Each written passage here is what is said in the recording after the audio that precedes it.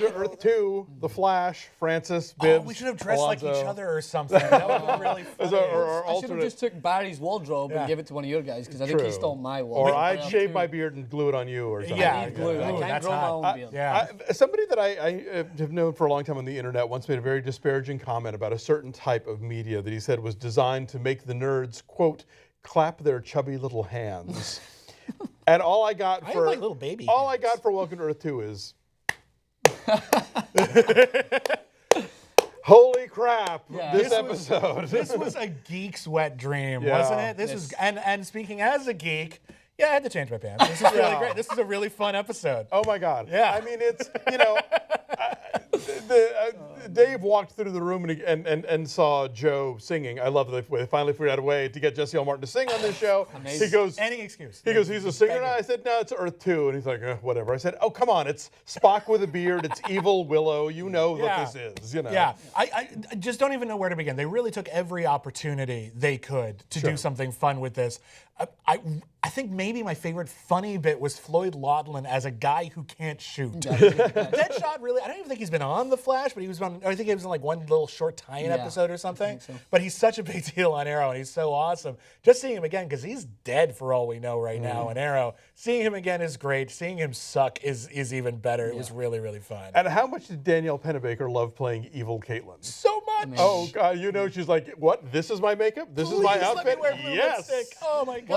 What I took from it, and I was telling you a little bit off screen, is like my imagination was just running wild at this point, right? Because they are fearless in what they can do, right? And I think they've mastered, I was telling you a little bit, I think they've got a great balance of combining the innocence, the characters, and the seriousness of the comic books all in one, and they're doing one of the best jobs, I think, in television at doing it. And I would love that same experience to maybe pass over to some shows like we are reviewing, like Gotham and everything else, where we see a kind of hit and miss take on television. And what I seen when obviously the numerous Easter eggs that we were given in this episode, it kind of allowed my imagination to wander and think, what could they do? They could tap into each world that we fall in love with in each of these comics and bring it to the Flash and have some sort of crossover. They have a lot of freedom. They have a lot of freedom, because we know, obviously, spoiler alert, if everyone knows, I'm sure that Supergirl's coming up.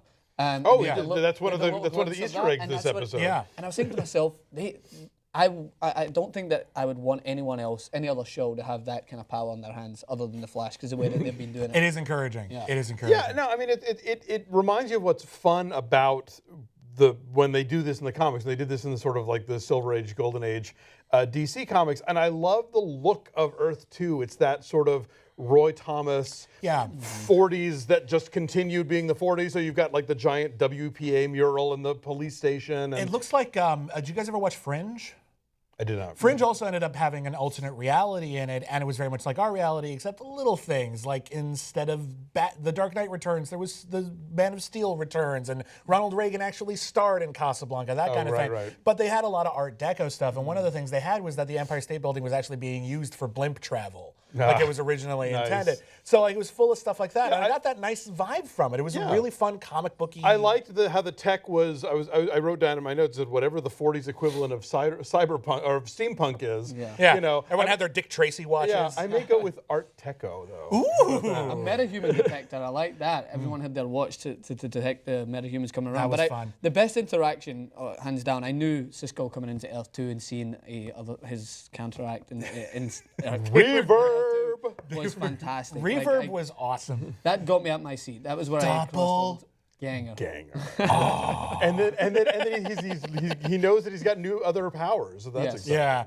No, it was really cool. That's a fun way of introducing all those other powers. They did that with, I think they did it with like Iceman in the comics, kind of. It's a way to introduce possibilities without building up to them real slow. And we found out that no matter what Earth you are in, Caitlin can't hold on to a man. Oh, shut up. Oh. That's not true. It's true. Can we talk about, okay, so dramatically speaking, It's so true. there's so much other stuff to geek out about. Leonard Snart is the mayor of Central City. Awesome, that's great. The image of the original 1990s The Flash, which they're going to do a crossover. They're going to do a crossover. It's going to be so great. But for me, dramatically, this episode was a little problematic because the actual story, all the stuff with Killer Frost and everything, fine, that's cool. All the stuff with Geomancer, cool, fine, like it. We can talk about that in a second. Yeah.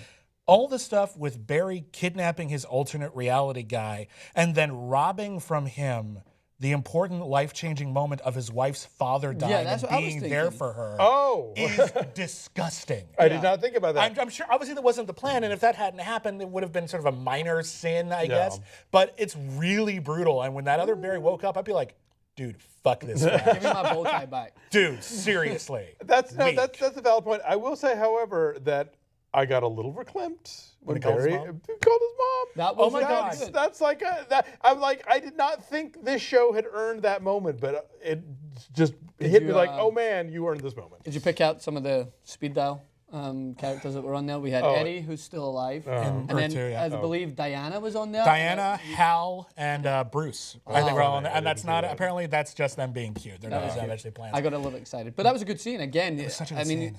And bless Grant Gustin. We were kind of hard on him when we first started. He got real good. He's gotten a lot better over there. And even at the beginning of this episode, it's like, he's got a haircut that makes him look more like a mature adult now. That's what happens when you put a part in your hair, Alonso. You I put a don't little part in there. no. It makes you look so much Before- older. before Bless we get you can have a part. Before we get to Earth-2 Bartholomew, that was even before then. I was like, "There's okay." You're, and then maybe it's just it's an accumulative thing that finally just hit me. But like, it's like, okay, Grant Gustin, you are a man.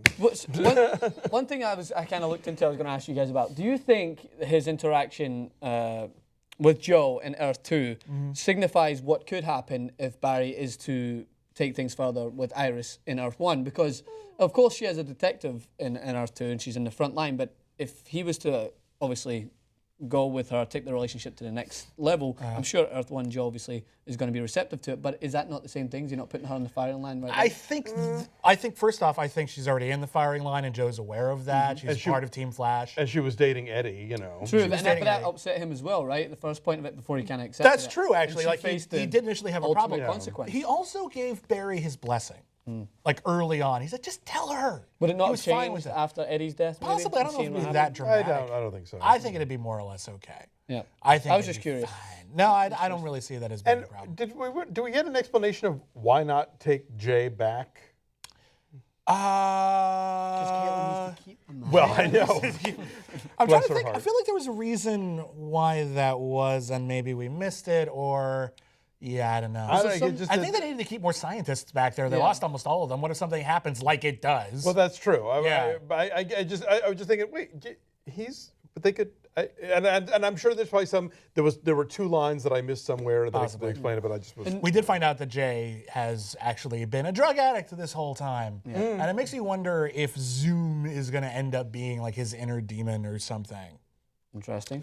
It's Maybe. been done. Well, It there was were- the Century and Marvel did the same Well, thing. there were theories that Zoom was Earth-2 Barry, which is clearly not Clearly true. not Although true, maybe he's Earth-3 Barry. Who the fuck knows? I don't know. He's Earth 52. Yeah. What we do know about Zoom, though, is like we've seen how ruthless he can be, and now they seem to find a way to take it to new depths. Like, not only yeah. does he want to destroy everyone and take anyone out in his path, like even those that are trying to work with him don't stand in his way, right? He Sure, takes yeah. that view of like, if I want to do something, I'm going to do it my own way, no matter who's trying to help me. Does it weird you out that Zoom has minions? Like, I can't imagine the meetings. You know, like, you know, you get like your like Zoom has sent you like a calendar notification, Calendar invite, please conference in. right? Yes, no, maybe. I'm going to Skype in with Zoom. I think he's more with the memos probably than the meetings. All right. So anyway, yeah, extraordinary episode. Great episode. We wrap up Earth-2 next time, and good point about the dead Joe. We'll see if that becomes an issue. I hope so, because that's messed up. No, that's pretty giant. Anyway, but loved it. Can't wait to see where this goes next. See y'all next week. In a flash.